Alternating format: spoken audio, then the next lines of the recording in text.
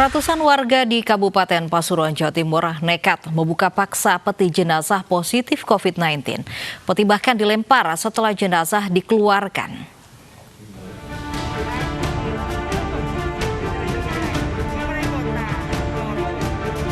Prosesi pemakaman jenazah pasien COVID-19 di Desa Rowo Gempol, Pasuruan, Jawa Timur ini terekam video amatir salah satu warga. Menolak protokol yang diharuskan, warga membuka paksa peti jenazah.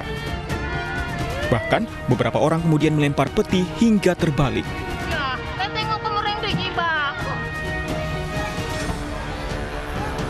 Sebelum meninggal, pasien AR berusia 29 tahun dibawa ke Rumah Sakit Umum Daerah Dr. Sudarsono, Pasuruan karena mengalami sesak nafas. Hasil rapid test menunjukkan pasien reaktif hingga dilakukan swab test. Namun, sebelum hasil tes yang menyatakan pasien positif COVID-19 keluar, pasien meninggal dunia beberapa jam sebelumnya.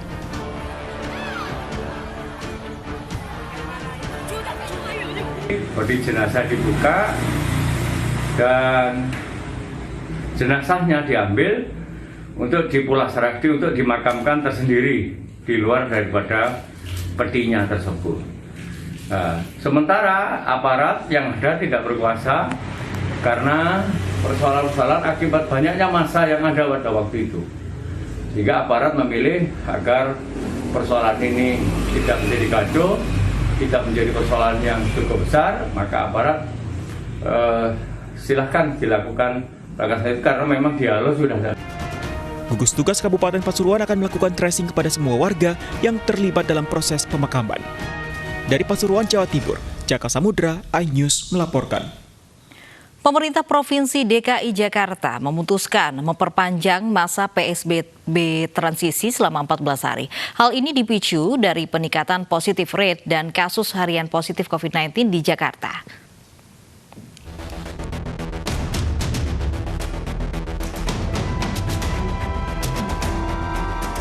Harapan warga ibu kota untuk segera menyudahi masa PSBB dan memasuki fase kenormalan baru pupus. Pemerintah Provinsi DKI Jakarta memutuskan memperpanjang masa PSBB transisi fase 1 hingga 14 hari ke depan. Pemicunya adalah tingginya angka kasus positif COVID-19 di ibu kota. Tapi di pekan terakhir ini, positivity rate kita meningkat menjadi pekan ini 5,9% selama 1 minggu ini. Berdasarkan data-data tadi, maka akan amat berisiko apabila kita melonggarkan fase 1 PSBB transisi ini dan masuk ke fase 2. Karena itu, kami di DKI Jakarta, gugus tugas memutuskan untuk kembali memperpanjang fase 1 PSBB transisi ini sampai 2 pekan ke depan, sebelum kita bisa beralih ke fase kedua. Malah justru saat ini kita harus lebih serius dalam memastikan protokol kesehatan. Memastikan apa? Untuk dijalankan dengan ketat. Pada prinsipnya, bila tidak perlu keluar rumah, jangan pergi. Tetaplah berada di dalam rumah. Dan seluruh kegiatan beroperasi dengan setengah kapasitas. Dan harus pakai masker bila terpaksa harus berkegiatan di luar. Cuci tangan menggunakan sabun secara rutin dan menjaga jarak 1 meter dalam interaksi apapun. Hingga Kamis 16 Juli 2020 terdapat 15.446 kasus positif COVID-19 di Jakarta. Jakarta Utara dan Jakarta Pusat mencatatkan jumlah kasus positif COVID-19 tertinggi di ibu kota. Tingginya angka kasus positif COVID-19 di ibu kota tak lepas dari rendahnya kedisiplinan warga mematuhi aturan dan protokol kesehatan. Gencarnya imbauan untuk mengenakan masker dan menjaga jarak dianggap lalu dan tidak dipatuhi sepenuh hati oleh warga ibu kota. Tak melulu di pihak warga, pemerintah DKI juga punya andil dalam peningkatan kasus positif COVID-19. Sanksi setengah hati bagi pelanggar PSBB dituding membuat warga tak lagi takut melanggar aturan. Efek jerah sebagai tujuan akhir sanksi terbukti mentah. Belum lagi pekerjaan rumah besar Pemprov di bidang transportasi publik. Antusiasme warga menggunakan KRL menyebabkan aturan jaga jarak tidak bisa dipenuhi. Bahkan KRL juga diwaspadai sebagai klaster penyumbang kasus positif COVID-19 di Jabodetabek. Lalu dengan memperpanjang PSBB transisi selama 14 hari, akankah cukup efektif untuk meredam laju peningkatan kasus positif COVID-19? Atau hanya sekedar mengulur waktu pelaksanaan fase new normal? Tim Liputan iNews melaporkan. Terkait diperpanjangnya PSBB transisi di DKI Jakarta, kita sudah tersambung dengan Bapak Dr. Tri Yunis Miko Wahyono, Ketua Departemen Epidemiologi Fakultas Kedokteran Universitas Indonesia. Selamat siang, Pak Miko. Selamat siang, Mbak Novi. Baik, di tengah kebijakan Pemprov DKI Jakarta memperpanjang PSBB transisi, begitu, tapi ini situasinya kasus corona di DKI Jakarta masih belum stabil. Tanggapan Anda, Pak? Jadi pada waktu PSBB pertama, kedua, DKI belum berhasil menurunkan kasusnya, kemudian diperpanjang. Pada waktu itu saja PSBB itu diperpanjang dengan transisi, artinya dengan pembukaan atau pelonggaran pada sektor-sektor. Semua sektor dibuka walaupun setengah. Tapi toko-toko dan mal dibuka, kemudian walaupun kita nggak tahu apakah toko-toko itu setengah pekerjanya atau full pekerjanya.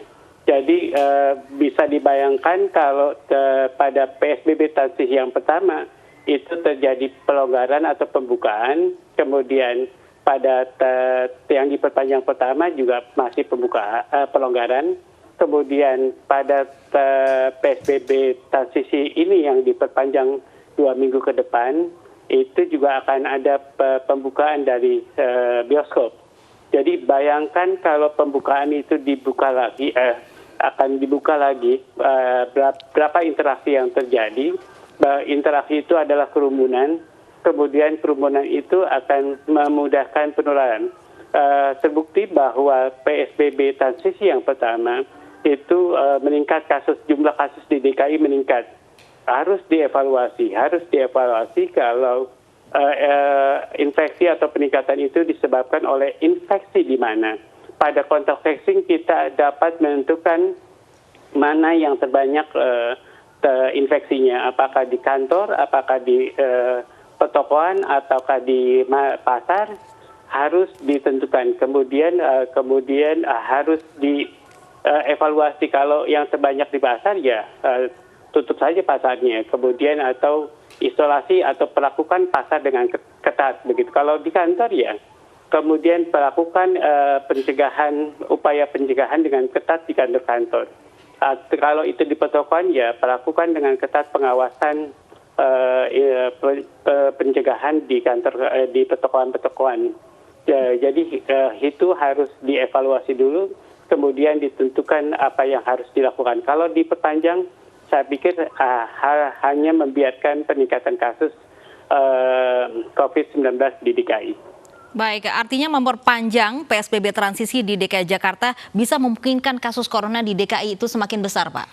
Betul. Ya, jadi terbukti pada PSBB transisi yang pertama diperpanjang ke yang kedua dan sekarang diperpanjang yang ketiga. Jadi bayangkan saja sekarang harusnya kasus COVID-nya bukan dilihat per hari atau positivity rate-nya bukan dilihat per hari, harusnya dilihat per minggu. Jadi peningkatan Juli ini per minggunya sudah melampaui akhir April kalau nggak salah sebagai puncak wabah. Nah, undang-undang wabah mengatakan kalau terjadi wabah atau wabah kembali itu menjadi tanggung jawab pemerintah. Namun di undang-undang itu tidak disebutkan pemerintah yang mana. Maka kemudian paling tidak ada pemerintah daerah, ada pemerintah pusat. Jadi kalau di DKI Jakarta terjadi wabah kembali memuncak, harusnya menjadi tanggung jawab pemerintah daerah atau provinsi dan mungkin akan dapat bantuan dari pemerintah pusat. Baik, kemudian apa yang harus dilakukan Pemprov DKI? Jadi Pemprov DKI mau tidak mau harus mengevaluasi, jangan sembarang karena udah diperpanjang 2 kali, jadi jangan gegabah atau cepat-cepat untuk memperpanjangnya. Jadi lakukan evaluasi yang baik dari PSBB pertama, kedua, dan transisi pertama dan diperpanjang yang pertama, ya sekarang diperpanjang yang kedua. Jadi harusnya evaluasi dilakukan dengan teliti kemudian perekonomian apa yang harus dihidupkan, apakah pasar, apakah mal, apakah lain-lain. Kemudian kalau terlihat pada kontak tracing mana sumber infeksinya. Jadi kalau sudah ketemu baru dilakukan PSBB lagi. Kemudian kalau memang itu tersebar di seluruh provinsi, ya dilakukan provinsi seperti sekarang, atau harusnya tidak transisi begitu, harusnya diperketat. Kemudian kalau memang bisa di kota madya atau bisa di kecamatan, bisa di kelurahan, dilakukan yang agak lebih kecil karena dampaknya ekonomi pasti lebih kecil. Baik. Terima kasih Pak Miko, pakar epidemiologi dari Universitas Indonesia sudah bergabung bersama kami di iNews Siang. Sama-sama. Memutus mata rantai persebaran COVID-19, pemerintah daerah Sidoarjo menerapkan aturan jam malam. Sejumlah warga yang tetap berkumpul malam hari terjaring razia. Sejumlah pengunjung kafe dan warung kopi di kawasan Krian, Sidoarjo ini diminta menyerahkan KTP saat terjaring razia oleh petugas gabungan Satpol PP, TNI, Polri, serta Dinas Kesehatan. Dengan mobil, petugas warga kemudian dibawa kantor Kecamatan Krian untuk menjalani rapid test. Sebagian warga mengaku tidak mengetahui adanya aturan jam malam bagi warga Sidoarjo yang sudah diterapkan sejak beberapa hari lalu.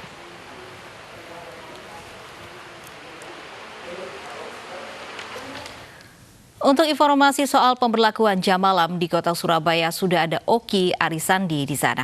Oki, sebenarnya apa yang melatar belakangi dibuatnya aturan jam malam tersebut?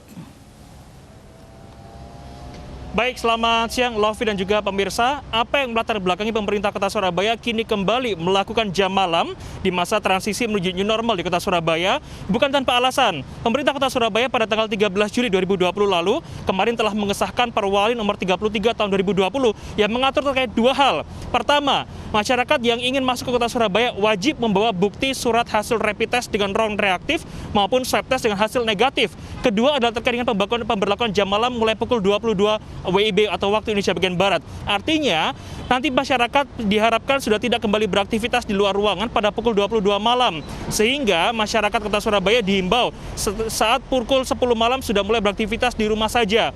Namun, beberapa instansi lain yang masih bisa beraktivitas seperti rumah sakit, apotek, pasar, dan lain sebagainya yang diizinkan masih diperbolehkan beraktivitas pada malam hari. Namun, jika nanti masih ditemukan seperti contohnya warung kopi yang masih beroperasi 24 jam, maka pemerintah Kota Surabaya tidak segan untuk memberikan sanksi. Baik bisa sanksi berupa tutup paksa izin instansi tersebut maupun pencabutan izin usahanya. Terkait dengan peraturan kedua, di mana masyarakat yang ingin masuk ke Kota Surabaya, baik pekerja ataupun mereka yang hanya sekedar ingin berkunjung ke sanak saudara ataupun berbelanja ke Kota Surabaya, wajib menunjukkan atau membawa surat bukti rapid test non reaktif ataupun swab test negatif. Bukan tanpa alasan, karena jika seperti saya yang tinggal di Kabupaten Sidoarjo dan ingin masuk bekerja di Kota Surabaya, pemerintah kota ingin mendapatkan garansi ataupun jaminan bahwa siapa saja yang masuk ke Kota Surabaya mereka bebas dari COVID-19.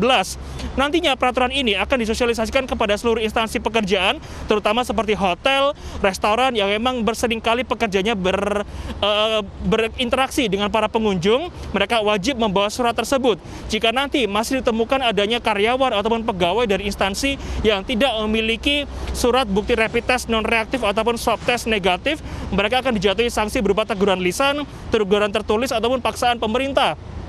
Paksaan pemerintah bisa seperti melakukan push up, joget di pinggir jalan, ataupun bahkan memberikan makanan atau memberikan pelayanan kepada mereka orang dalam gangguan jiwa di Liponsos, Kota Surabaya. Dengan ini, masyarakat siapa saja yang nanti akan masuk ke Kota Surabaya diharapkan untuk sedia membawa hasil rapid test non reaktif ataupun swab test negatif. Lofi, saya kembalikan ke Anda di studio. Terima kasih Oki Arisandi melaporkan langsung dari Surabaya, Jawa Timur. Tingginya kasus COVID-19 di Jawa Timur membuat Menteri Kesehatan berencana berkantor di Surabaya. Di sisi lain, 7 pejabat eselon 1 dan 2 Kementerian Kesehatan mundur dari jabatan mereka.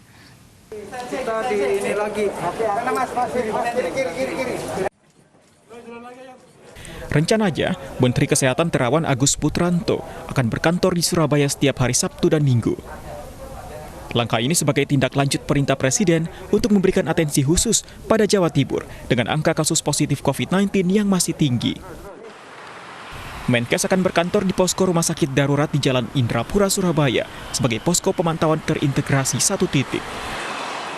Tema dari Kementerian Kesehatan kemarin dan akan kami jawab surat tersebut untuk kapan nanti Pak Menteri akan bukan mengantor, dia menyampaikan bahwa pada saat hari libur Sabtu atau Minggu Pak Menteri akan datang ke Surabaya untuk melihat perkembangan atau kasus COVID-19 di Jawa Timur. Sementara itu, di tengah penanganan kasus penyebaran COVID-19, 7 pejabat eselon 1 dan 2 di Kementerian Kesehatan mundur. Ketujuh pejabat beralih posisi menjadi jabatan fungsional dokter ahli. Salah satu di antaranya adalah Direktur Jenderal Pelayanan Kesehatan Kemenkes, Bambang Wibowo. Menteri Kesehatan sempat menyebut pergantian atau mutasi pejabat adalah hal biasa. Tim Liputan iNews melaporkan.